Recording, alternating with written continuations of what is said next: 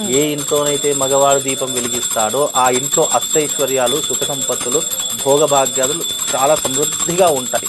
ఇంకోటి ఏంటంటే, ఏ ఇంట్లోనైతే మగవాడు దీపం వెలిగిస్తారో భార్యాభర్తలకు గొడవలు అనేటటువంటివి రావు. గుర్తుపెట్టుకోండి ఇప్పుడు.